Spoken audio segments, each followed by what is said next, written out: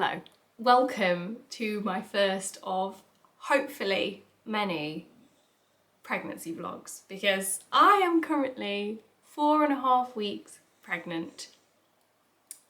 Every time I say it I get really emotional. We're pregnant.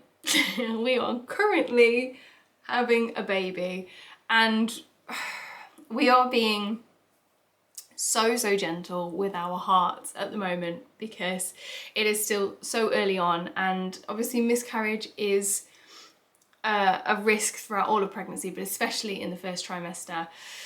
And we have already experienced one on our fertility journey so far, so we are just tentatively tiptoeing through these very first weeks of pregnancy and trying to soak it all in without getting too excited, but also at the same time trying not to fall down a pit of anxiety and worry and not enjoy it because of what might happen. So I guess I just thought I would film these vlogs and take the bump pictures and do my journaling just in case the worst doesn't happen, because there is a chance of miscarriage, but there is a much bigger chance of it being a successful pregnancy. So I guess I just thought if the worst happens I can delete these things, but I'm not gonna get this time back, so I'm gonna do it, and we're just gonna cross everything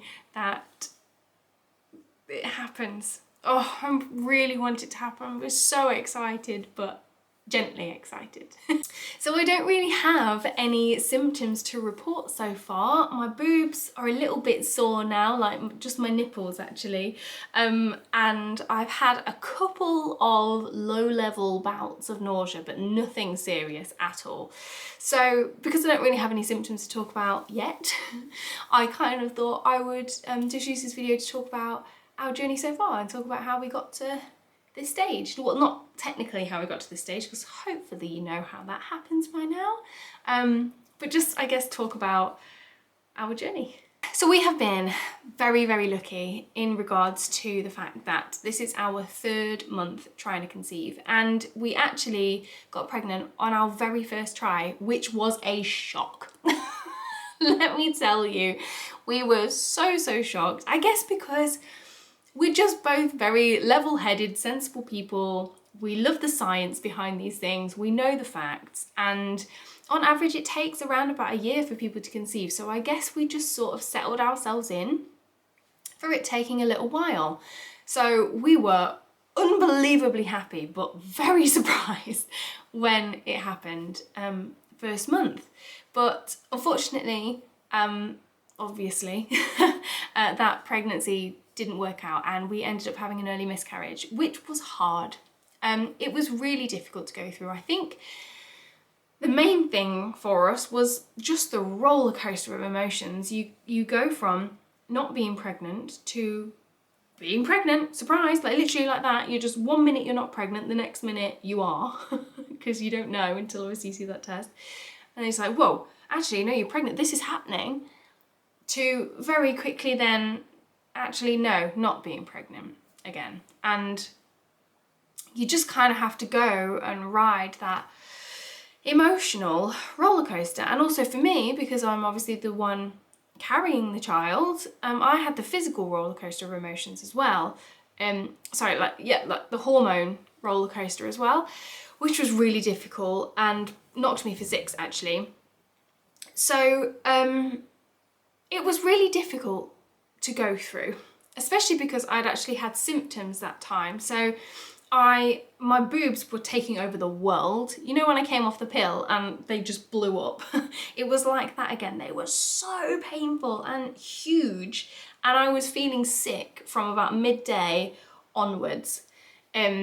So I had symptoms, and then for that to happen, it was really difficult. However, I'd like to just preface this by saying there is no right way to deal with miscarriage. Everybody deals differently. However, I feel very proud of the way that we were able to deal with that together. We were just so supportive of each other's thoughts and feelings and needs at the time, and we were able to kind of come out of it semi-positive, I guess, because for as far as we were concerned, it showed us that we were able to make an embryo. We did it. It wasn't quite right, but we made it. So that was actually a really positive thing. And for me, I found a newfound respect for my body, because my body obviously recognised that something wasn't quite right, and it did what it needed to do. So I guess I've had a whole new respect and love for my body since coming off the pill and getting my natural cycle back. I'm just in awe of everything she does. And I feel like in this journey, that love and that respect for my body is just gonna grow tenfold, because it already has so far. But I came out of it feeling very respectful and very trusting in my body, and I feel like I'm just able now, a little bit, not fully, because it's still very scary, to just sort of sit and trust in my body, and I hope that she just kind of knows what she needs to do. So when we had the miscarriage, I feel like we came out the other side. It was difficult, but we managed to take some positives away from it, and we were excited to try again. But our problem was we miscarried in the first month, and the doctor sort of confirmed all of that for us. Oh my God, it's fine. I'm not getting upset. I promise. This dog knew before we knew. I will get onto that in a minute, but he knew, and he's the reason why I took a pregnancy test. So yeah, the second month we thought we'd try again, but I just knew something wasn't quite right with my body, and the doctors had confirmed the miscarriage and said that, you know, your hormones might take a while to adjust. So I didn't really think much of it, but I knew my hormones weren't right. I was just feeling like, I felt like it was the month before my period, but for the whole month. You know how you just, Toby's looking at the dog next door. Are you gonna just sit on me nicely? Yeah. It's just absolutely fine, just being held here. Yeah, I just felt like I was in the week before my period, but for the whole month. I just knew something wasn't right. Long story short, without going into too much detail, because it's quite traumatic, but the miscarriage actually took 2 months to complete, and it wasn't until I got my period that month that we realised it still hadn't finished. So that was difficult, because it was kind of like it felt like we had to experience it all over again. But as soon as it happened the second time, I felt like somebody had pressed a reset switch on my body. Like, I didn't get that reset the first month. That's how I knew that something wasn't quite right. But this time, as soon as it happened, boom, my body felt back to normal. So that was great. But it did really mess up my next cycle, this current cycle. It's been the longest cycle in the world. It's been pretty much nearly double what it normally is. And there was definitely a time going, you know, through this cycle that I thought, oh, I'm not gonna ovulate. Like, it's buggered it up now, that's it, this is the end. And it was a little bit hairy in the middle, but I did end up ovulating just about 2 weeks later. That's how much it was stretched out. It was bonkers. I ended up ovulating 2 weeks later than usual. And we were back in the 2 week wait. We were just waiting. But this time, I just did not get any symptoms. My boobs have been, up until like probably today and yesterday, my boobs have been absolutely fine. I haven't really felt like any different at all.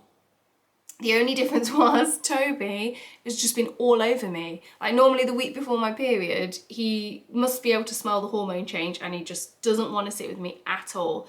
But he has been like Velcro over the last sort of 3 weeks, and he just will not leave me alone. So he was the reason why I thought, do you know what? I'm just gonna take a test. Like, why not? I think it was like day 10. I was like, I'm gonna take a test. Why not? Let's give it a go. There is no way I'm going to be pregnant, and I cannot tell you how sure I was that this test was going to be negative. I just kind of did it because I was bored, and just sort of threw it on the side, and I was like, okay, well, I've done one. And I turned it over, and there it was, a very faint line, and I was like, Chris, I was like, can you come come and look at this test for me because I think I'm going bonkers, but I'm seeing a line. And he came in and he was like, that's a line. That's definitely a line. And we were just frantically Googling like evaporation lines and indent lines and all this kind of stuff. But it was within the time period that you're supposed to read it, so it wasn't an evaporation line. And it had colour to it, so it wasn't an indent line. And yeah, it was faint, but it was there. And we were like, oh my God, has it, are we? And we were like, no, it can't be. We're not gonna get our hopes that we can't. So then I took another one the next day and it was slightly darker. And then the next day I was like, you've got to go out and get a digital one because, because I just can't deal with this. So we went out and got a digital one and there it was, black and white, pregnant. And I've taken a test every single day. Because I just had loads in the house and I've taken one every single day and they have just gotten darker and darker and darker every single day. So yeah, I think I'm pregnant. You self-refer onto the pregnancy system in the UK, so I've done that, self-referred. So hopefully we're going to be assigned a midwife at some point. We are just crossing everything that this works because we really want it. We really, really want it, and it's exciting, isn't it? It's exciting. I get really emotional because yeah, I just sort of, because I'm a very anxious person, I feel like I'm constantly fighting between, you know, enjoy it and soak it all in and oh my God, it's gonna fail again. Do you know what I mean? I think anybody who's been pregnant will get it. And I don't feel like that anxiety is going to go away at all, probably forever. Because even if we do have a successful pregnancy and a healthy birth, then you've got a child to be anxious about. So yeah, I feel like this is just my life now. But that is our journey so far, and we're just really hoping. So I kind of figured I would do these every week. I'm taking little pictures of my tummy and stuff as well, just in case. And I'm gonna get myself a pregnancy journal. I think I've seen a really nice one on Etsy, just to write in every week, or every day, or I don't know how often you fill them in. I think every week. I think I might buy one of those after we've had our 6-week scan. I'm writing everything down just in flow, and I can go and backdate it, I guess. But I think for me, the 6-week scan will be the real kind of, okay, there's something there and it's beginning to grow, and that might help a little bit maybe. But yeah, it's very exciting. I've told my best friends on the day of it happening, they were just, because they were so invested in it, they're just like, when are you testing, when are you testing? I was like, is this a line, can you see a line? So it's been really nice to have people to talk to, and it's a really tricky one, isn't it, the whole when to tell people thing, because I don't think it should be all hush hush when you have a miscarriage, because that's when you need people the most. I think it's just difficult to have to break the news to a lot of people. So for me, I've got my close friends who know from now, and then we're probably gonna wait a little bit to tell mums and dads and stuff. But we haven't figured it out yet. We don't know. I don't know. Your brain just goes like this, doesn't it? And you just start to, you're picking out names, you're looking at clothes in supermarkets when you walk past with the trolley. I like pushing the trolley past, like, oh my God, that's really cute. No, don't look. Don't look. It's a weird old journey, it is. But so far, I'm feeling really good. Haven't got any symptoms. Don't feel pregnant, apart from my boobs hurting a little bit now, and getting pregnancy tests positive every single day in this little Velcro dog. But yeah, cross your fingers, toes and eyes for us, please. And hopefully I'll be doing another one of these next week.